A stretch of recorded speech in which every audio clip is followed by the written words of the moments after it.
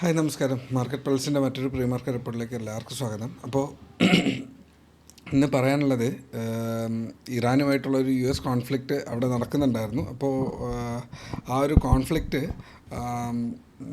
U എസിൻ്റെ ആ ഒരു അഗ്രസീവ്നെസ് കാരണം ഇറാൻ തിരിച്ച് സംസാരിച്ചിരുന്നു. ഇറാൻ അറ്റാക്ക് ചെയ്യുന്നുണ്ടെങ്കിൽ നമ്മുടെ മിഡിൽ ഈസ്റ്റിലുള്ള US-ൻ്റെ മിലിറ്ററി ബേസസ് ആയിരിക്കും അറ്റാക്ക് ചെയ്യാൻ സാധ്യത എന്നുള്ളത്. അപ്പോൾ സൗദിയിൽ ഒരുപാട് GCC കൺട്രീസിലുള്ള ഒരുപാട് ഇടത്ത് US-ന് അവിടെ ഉണ്ട്, ഖത്തറിലുണ്ട്. അങ്ങനെ നേരത്തെ ഒരു 6 മാസത്തിന് മുന്നേ അങ്ങനെ ഒരു അറ്റാക്ക് നടന്നിരുന്നു. അപ്പോൾ അത് വരാതിരിക്കാൻ വേണ്ടിയിട്ട് അവിടെ വലിയ ചർച്ചകൾ നടന്നു. സൗദി GCCയിലെ മിക്കവാറും എല്ലാ കൺട്രീസുമായിട്ടുള്ള ഒരു മീറ്റിംഗ് ഓവർ എ ഫോൺ അവിടെ ഉണ്ടായിരുന്നു. ഇത് താൽക്കാലികമായൊരു ശമനത്തിന് കൊണ്ടുവന്ന് നിർത്തിയിരിക്കുകയാണ്. അപ്പോൾ ഇറാൻ തൽക്കാലം ഒന്ന് അടങ്ങി എന്ന് തന്നെ പറയാം. സോ വെറുതെ രണ്ട് സൈഡിലും വെറുതെ പോയി സംസാരിച്ച് പ്രശ്നങ്ങളുണ്ടാകുന്നതാണ്. ട്രംപിൻ്റെ ഈ ഒരു പരിപാടി ഇന്നലെ തുടങ്ങുന്നതല്ല, അതങ്ങനെ തന്നെ കണ്ടിന്യൂ ചെയ്യുന്നുണ്ട്. സോ അത് മാർക്കറ്റിനെ, നമ്മുടെ നിഫ്റ്റിയെ തൽക്കാലം സ്വാധീനിക്കുന്നില്ല. ബിക്കോസ് അതൊരു വലിയൊരു എഫക്റ്റായിട്ട് ഫീൽ ചെയ്യുന്നില്ല. ഇൻഫോസിൻ്റെ റിസൾട്ട് നല്ലതായിരുന്നു. US മാർക്കറ്റിലെ ADR ഓൾമോസ്റ്റ് 5% മേളിൽ അപ്പാണ്. അത് കാരണം ബാക്കിയുള്ള IT സെക്ടേഴ്സ് അപ്പാണ്.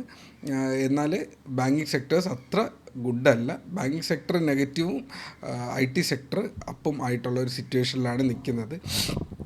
സോ മാർക്കറ്റ് ഓപ്പൺ ചെയ്തതിന് ശേഷം ഇതിലെ ബാങ്കിങ് സെക്ടർ കൂടെ സപ്പോർട്ട് ചെയ്യുകയാണെങ്കിൽ മാർക്കറ്റ് മേളിലേക്ക് കയറി വരാനുള്ള സാധ്യത ഉണ്ട്. ഓക്കെ, അപ്പോൾ നമുക്ക് നമ്മുടെ ചാർട്ട് അനാലിസിസിലേക്ക് പോകാം. വേറെ വലിയ ഡേറ്റാസ് അവിടെ കാണുന്നില്ല. ഓക്കെ,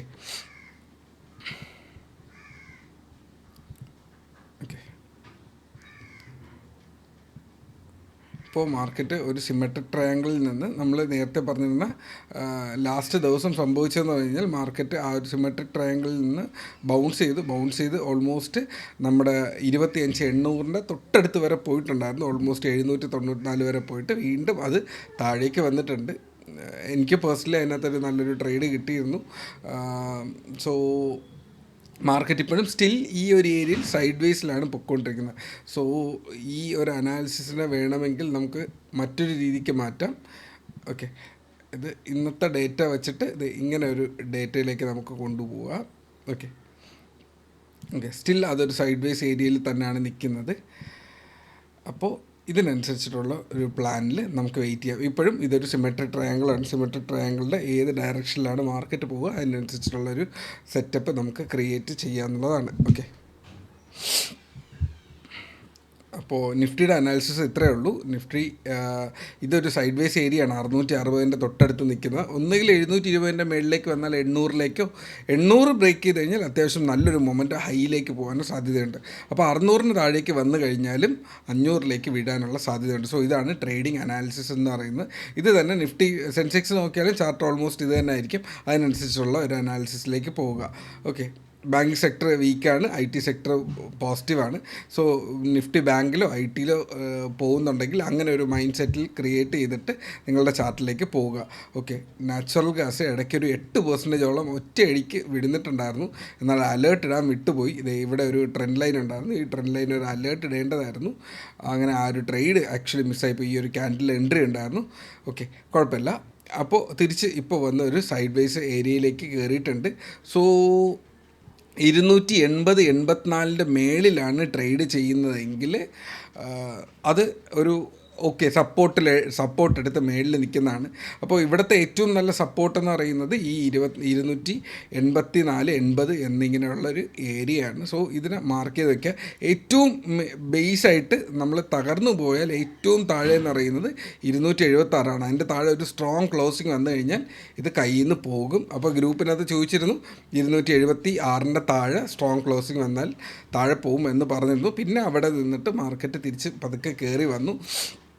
സോ വെയിറ്റ് ചെയ്യുക. ഏതെങ്കിലും ഒരു ലെവൽ 286 മേളിലോ ഇല്ലെങ്കിൽ 292 മേളിൽ കയറിയാൽ ഒരു അപ്പർ സൈഡിലേക്കുള്ള ഒരു ട്രേഡ്, ഇല്ലെങ്കിൽ 276 താഴെ ഒരു സ്ട്രോങ് ക്ലോസിങ് വന്നു കഴിഞ്ഞാൽ താഴേക്കുള്ള ഒരു സിറ്റുവേഷൻ അവിടെ കിടപ്പുണ്ട്. ക്രൂഡ് ഓയിലും ഇതുപോലെ തന്നെയായിരുന്നു. ഹെവി ആയിട്ടുള്ള ഒരു ഗ്യാപ്പ് ഡൗൺ വന്നു. ഗ്യാപ്പ് ഡൗണിന് ശേഷം ആ സപ്പോർട്ട് ഏരിയയിൽ ഇപ്പോൾ നിൽക്കുകയാണ്. ഈ ഒരു ഏരിയയിലാണ് നിൽക്കുന്നത് അല്ലേ. ആ ഒരു ഏരിയ ഇപ്പോൾ വളരെ ഇമ്പോർട്ടൻ്റ് ആയിട്ട് വർക്ക് ചെയ്യാനുള്ള ഒരു സാധ്യത കാണിക്കുന്നുണ്ട്. ഓക്കെ,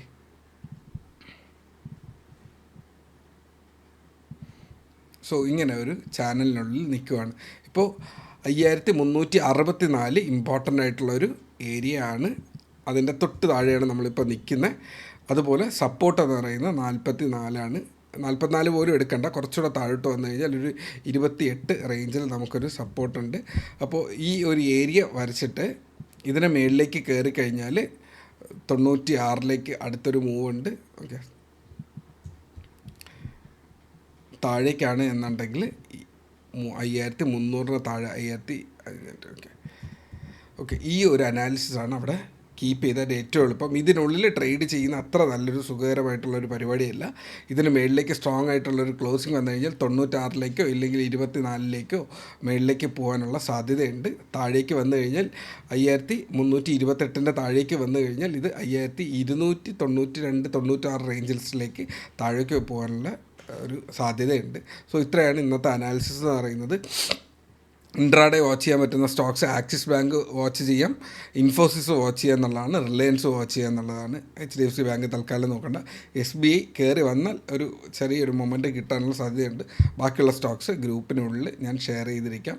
ഗ്രൂപ്പിൻ്റെ ലിങ്ക് ഡിസ്ക്രിപ്ഷനകത്ത് ഉണ്ട്. സോ നമുക്ക് മൺഡേ മറ്റൊരു പ്രീ മാർക്കറ്റ് റിപ്പോർട്ടുമായിട്ട് കാണാം. Take care, by.